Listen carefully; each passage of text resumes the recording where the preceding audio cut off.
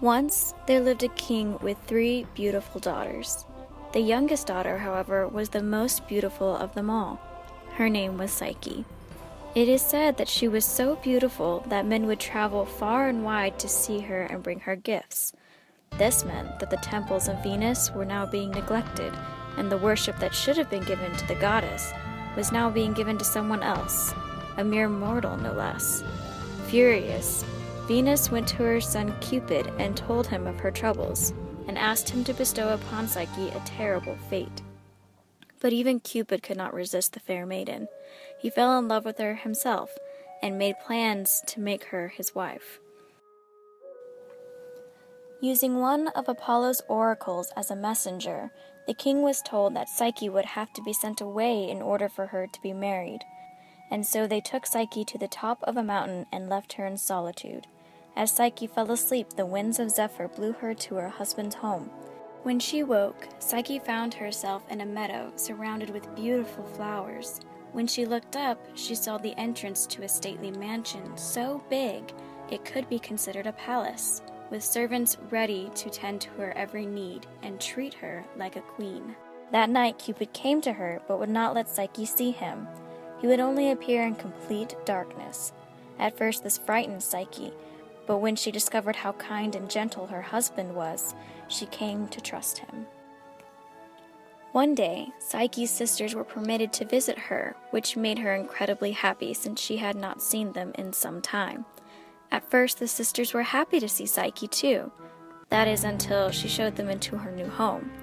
Despite being very rich themselves and each married to a wealthy king, the sisters grew jealous of Psyche and began to plan a way to ruin her. They told Psyche that the real reason her husband would not let her see him was because he was a monster that would surely kill her in her sleep one night, and the only solution is to hide a candle and knife by her bed and kill him before he killed her. Convinced that her sisters were right, Psyche did what they suggested. But when she lit the candle and looked at her husband's face, she didn't see a monster, but the most beautiful man she had ever laid eyes on. Psyche could not look away and did not realize that the wax of the candle was melting and spilling over the side. The hot wax landed on the beautiful god.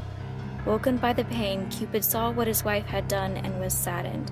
He left her, saying that she had betrayed him, and how could there ever be love between them now when there was no trust?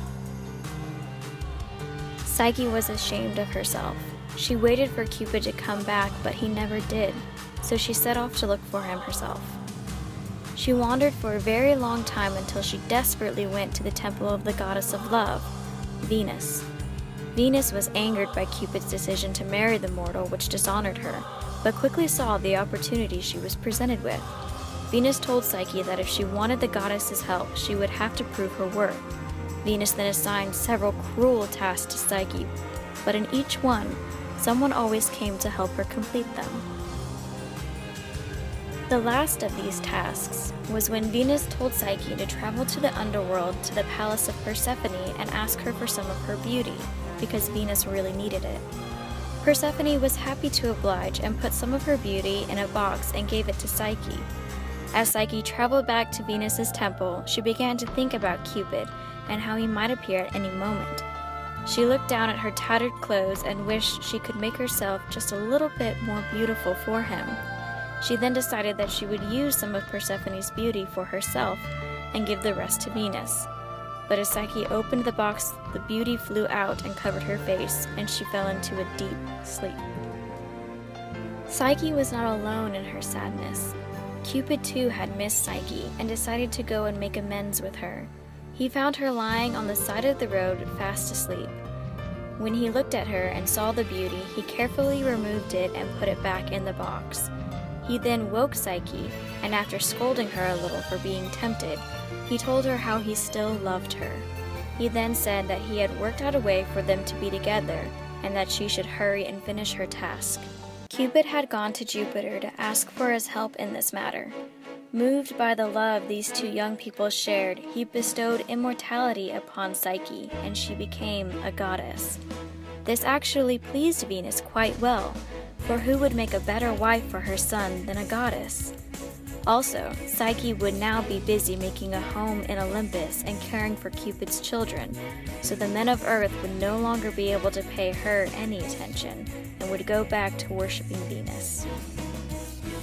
And through brutal trials, Cupid, the god of love, and Psyche, meaning the soul, came to find each other and formed a bond none could break, and both lived happily ever after.